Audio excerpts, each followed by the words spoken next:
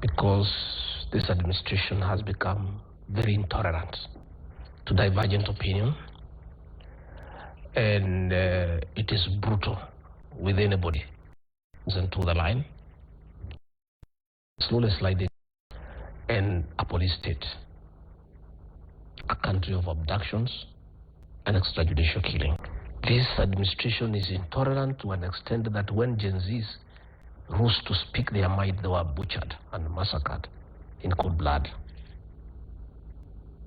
This is a government now abducts anybody who dares question anything in this country. This is a government that is intolerant even to the church. The Catholic bishops, PCA Church, Anglican Church, Evangelicals, Pentecostals, even the Akorino sect that has never had a press conference since inception, are saying, oh, it's not well. You have found pastors now being abducted.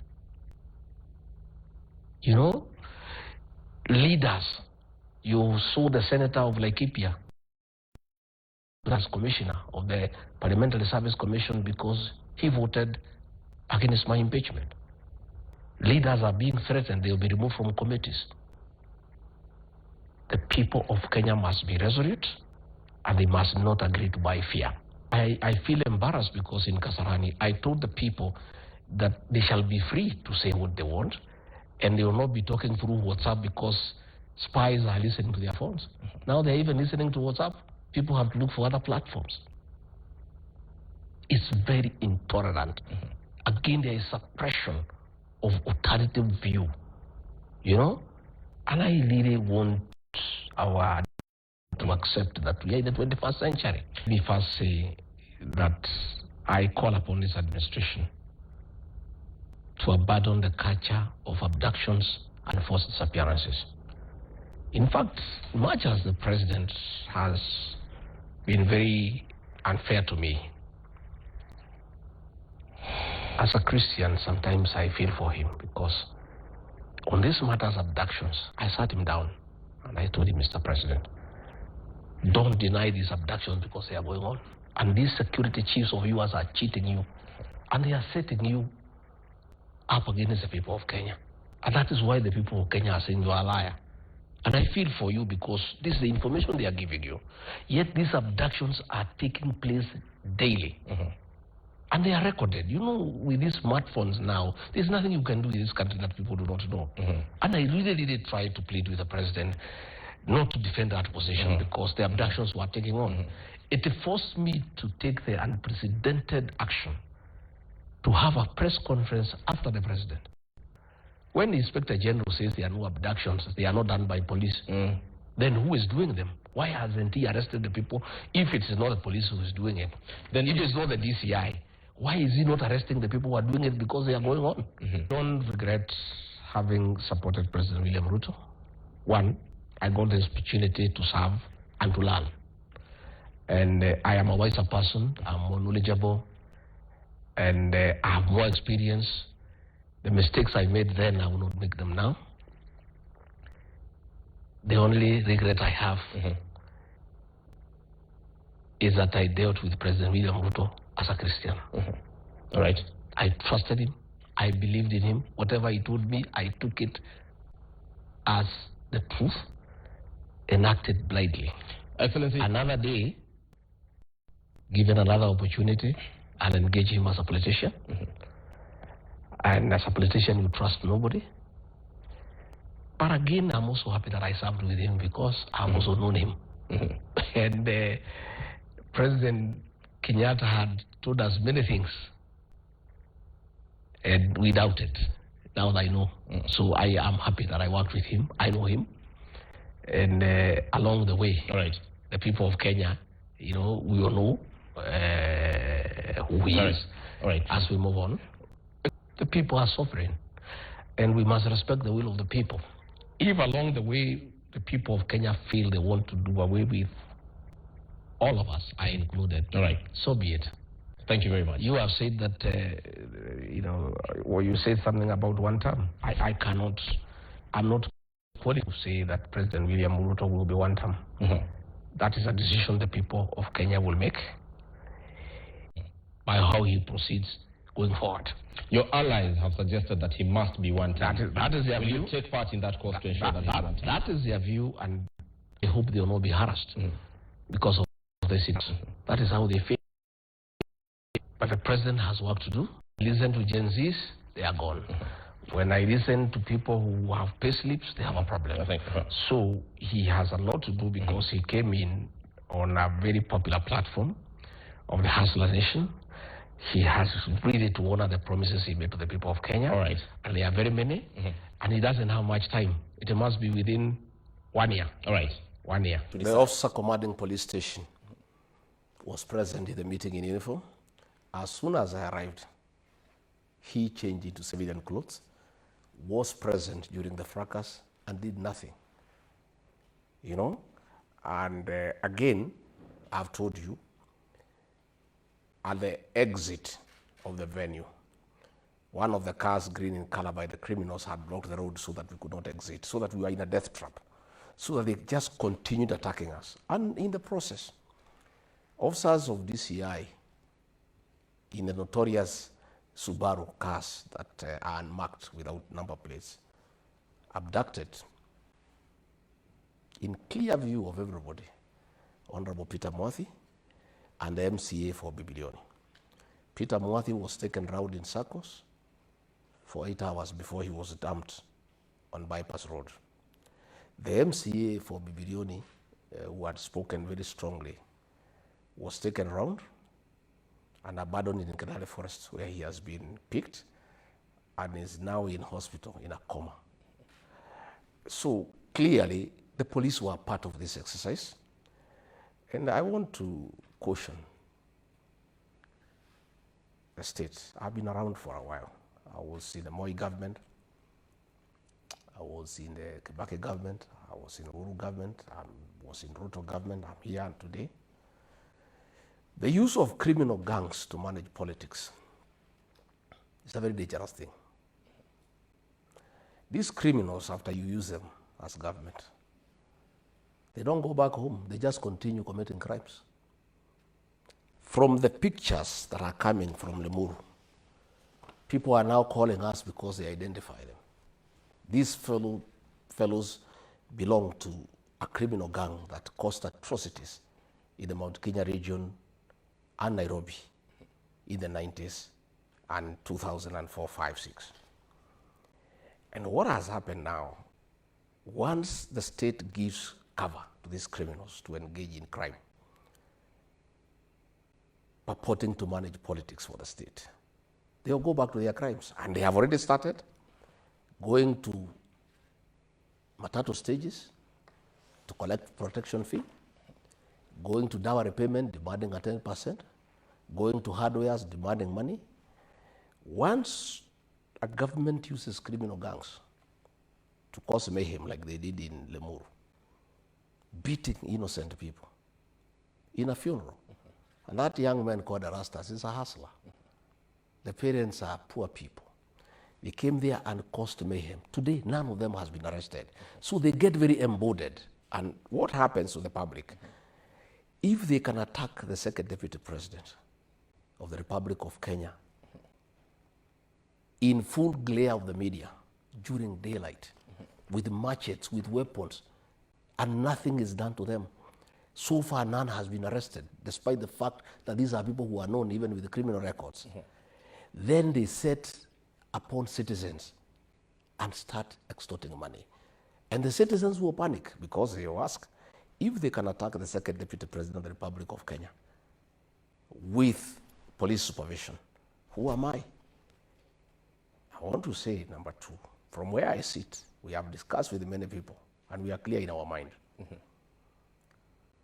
Some peace caravans had been organized within the Mount Kenya region with musicians to go around to try to entice the people to give favor to the president and his deputy, who are not doing very well in the region for now.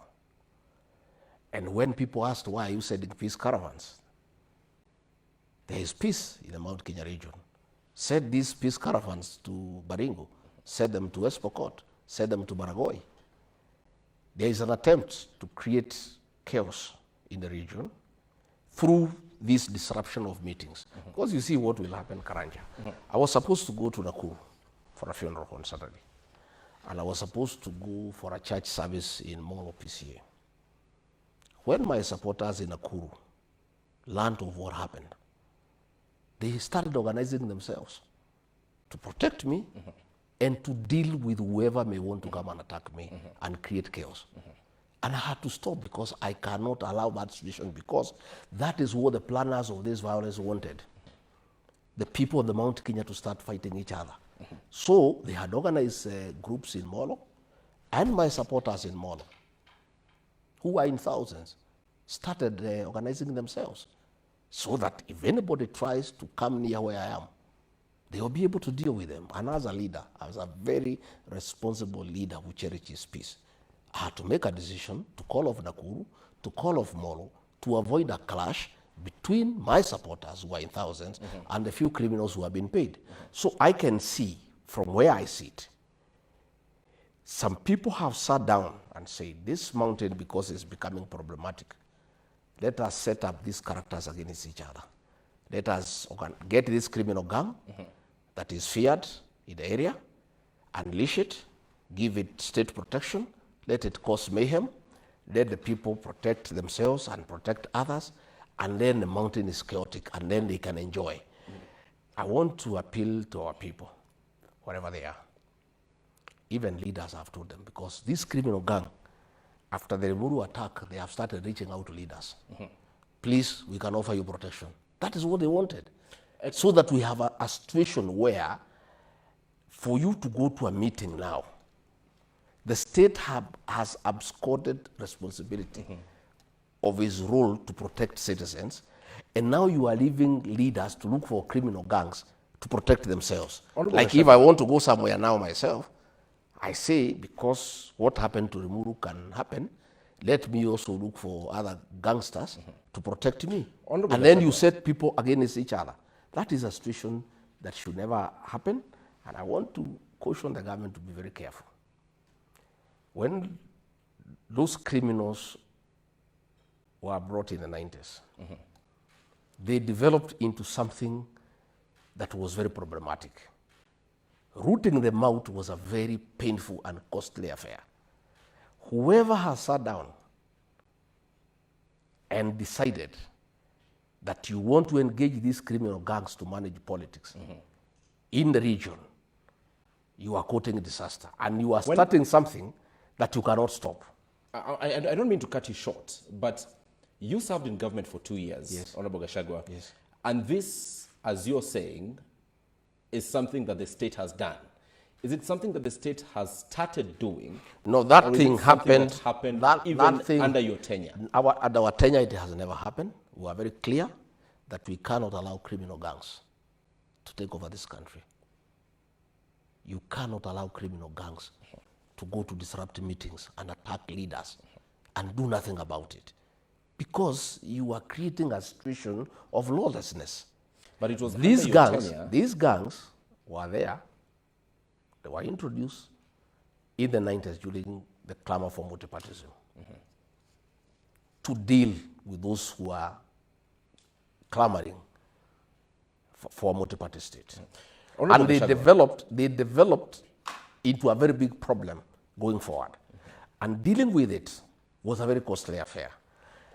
From what I can see, and what I saw in the Muru, and what had been organized in Nakuru and in Molo, some people in government have sat down and decided that they want to use criminal gangs to manage politics. Right.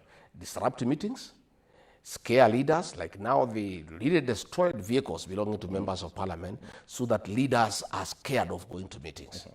Again, is a way of stifling dissent, because I think leaders who move around with me are very vocal about things that are not right in this country.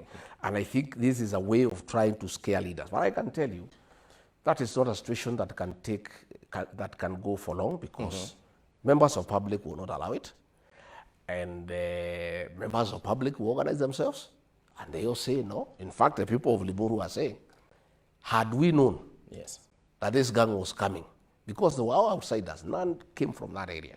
The people of Limuru are crying that they did not have information. They say they would have dealt with those characters. We need to take this so we conversation want the forward. state to take over security, secure all meetings, stop using criminal gangs, and arrest those characters, because from the social media, from the videos, these characters are clearly defined and they are known, and people are even putting names to them because they know them. None has been arrested. Instead, they want to harass the senator for Kiambu, Karua Odinga. Karua Odinga was a victim. I came with him. We came in the same convoy. He was attacked. His vehicle was attacked. And after the incident, he went to DCI headquarters to report this incident. They refused to listen to him. At 10 p.m. at night, they wrote him a letter summoning him to go to Nyeri. The crime happened in Limuru, in Kiambu. They are asking him to go to Nyeri. Yet, the local member of parliament, Mr. Kirago, recorded a statement at DCI headquarters. Why are you calling the senator of Kiambu to go all the way to Nyeri, yet the crime happened in Limuru, in Fair Kiambu? enough. Fair. Correct you. That did not happen during the first protest of Azimio. That happened. The one for people carrying sticks happened during the Gen Z protests. Even during the Azimio protests, we had people in the name of business, people protecting their places. Let me say, during the Azimio protests, because at one time or another, the president was out of the country. And I was quite clear in my mind with our security apparatus that we must protect the CBD. Yeah? But the protests outside the CBD took on, because the right to protest is enshrined in the Constitution. But destruction of property in the CBD is what we stopped successively, and it did not take place.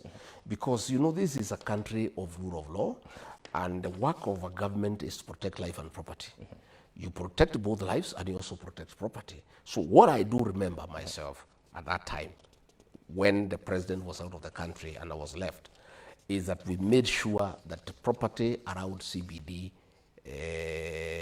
is protected. I have been very clear in this administration that we can never use criminal gangs to manage politics, to manage security, because it's not sustainable. All right. You create a monster that you cannot control, because after the event, you have called those fellows to perform. What happens after that? They run amok, and since they feel that they have government protection, they operate with a lot of impunity. And that is a situation that one cannot control. Yes. Your point is home, and we need to move on from this conversation. And Your Excellency, let's speak about a topic that many Kenyans right now want you to speak candidly about.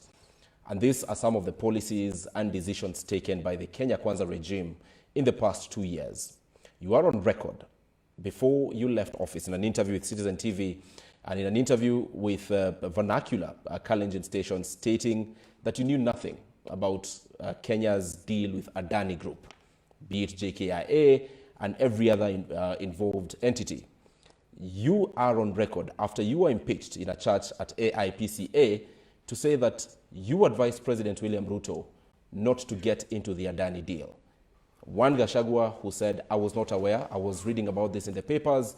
The next Gachagua says, I advised the president. I think you have listened to my address to the Kalenjin nation in piecemeal. If you listened to the whole speech, I said I know nothing about it in terms of I was not involved in the formulation of that policy. I was not involved in its implementation. That is what I meant I know nothing about it. Because if you are not, I was in government, I was deputy president, but I was not involved in the Adani deal to that extent. I went ahead to say, but Kenyans are opposed to it. Kenyans are speaking against it, and therefore I am against it. At that time, because I was in office, you know, there is what you call the principle of collective responsibility. I was still the deputy president, President William Ruto. So there are certain things then I could not say, yeah, because I was still his deputy. There is still that, you know, relationship. But later on, I have now the opportunity to say what I need to say. You know, I have many things I can say now, you know, but that time I was giving what I needed to give. And I said I was clearly, that matter did not come before the cabinet committee that I chair. It went straight to cabinet. Were you in cabinet when it came to cabinet? Yes, I was. What discussions were there about Adani? I cannot give discussions in cabinet because I'm still bound by the Official Secrets Act. I wouldn't diverge in detail as to what happened in cabinet because that would be irresponsible on my part. But what I can say is that I was opposed to it. And at my own time, privately, I was able to sit with the president and say this is not right. It's a ripoff to the people of Kenya. It is not tenable. And also, because I was elected, in our administration, I was the lone voice that would tell the president what anybody else cannot tell him. Because as an elected leader, you interact with the people. I also have serious political networks that are independent from the president that talk to me daily so that I get to know what is going on. And as principal assistant to the president and as his advisor, I took it upon myself, and it's a job I did that cost me heavily, to always tell him the truth. Clearly that nobody involved me.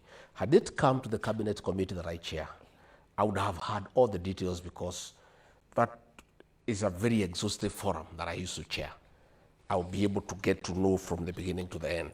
But cabinet is basically formality. And certain things, president will decide they come direct to cabinet without coming to the cabinet committee. So my position then, as it is today, is one, it was hurried.